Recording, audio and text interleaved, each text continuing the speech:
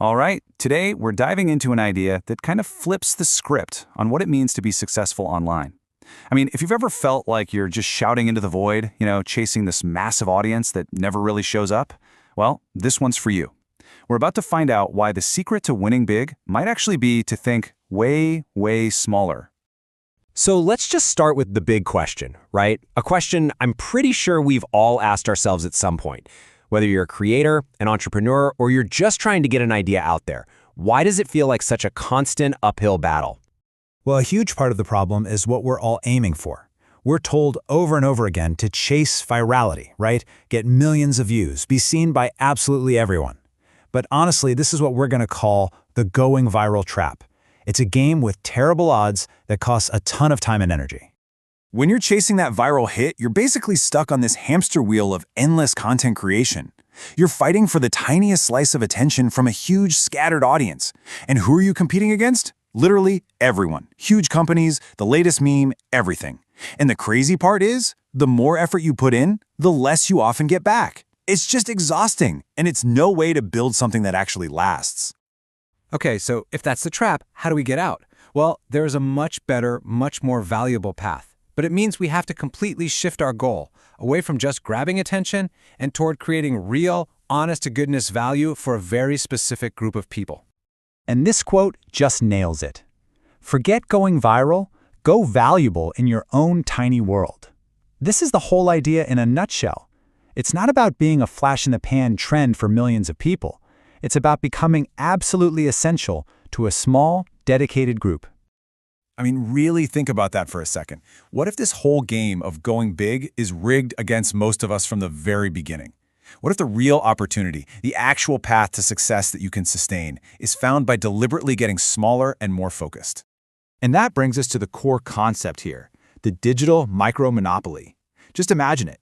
Instead of fighting for a tiny piece of the whole internet, you carve out your own small, perfect corner, and you own it. You become the undisputed ruler of your own little kingdom. So what is a micro-monopoly really? It's not about trying to take on Google or Amazon, no way.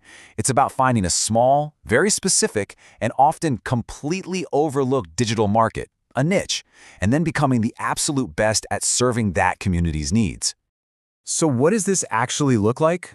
Well, imagine creating super detailed tutorials for a rare type of synthesizer that only a few hundred musicians in the world actually use. Or maybe it's an online shop that sells the absolute perfect, hard-to-find gear for people who forage for mushrooms in cities. It's all about finding a passionate community with a very specific need that nobody else is meeting.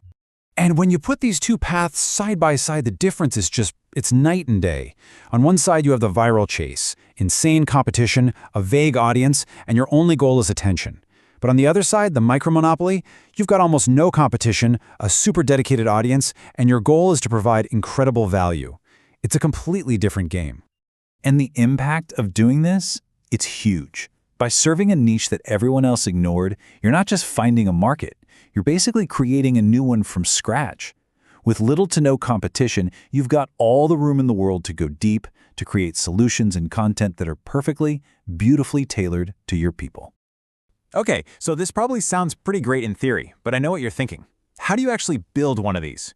Well, let's walk through a super simple 3-step framework for finding your niche and starting your own micro-monopoly. See, it really just boils down to these 3 things. First, you find a small group with a specific problem that no one's really solving well. Second, you stop trying to appeal to everyone and instead create massive, specific value just for them. And finally, you just do it so well and so consistently that, for them, you become the only logical choice, the go-to resource in their tiny world. And this really requires a different way of thinking about success. Your goal is no longer popularity, it's being indispensable. You want to create something so valuable to a small group that they feel like they can't live without it. Now that is real influence. So, let's bring this all home. The internet isn't one giant battlefield where everyone's fighting for the same turf. Not at all. It's more like this infinite landscape of potential kingdoms, most of them tiny and completely empty, just waiting for someone like you to show up and build something amazing. And that really just leaves us with one final, and I think pretty powerful question to think about.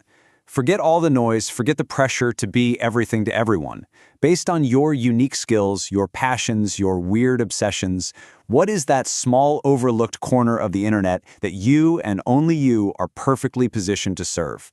What's the tiny world that only you can build?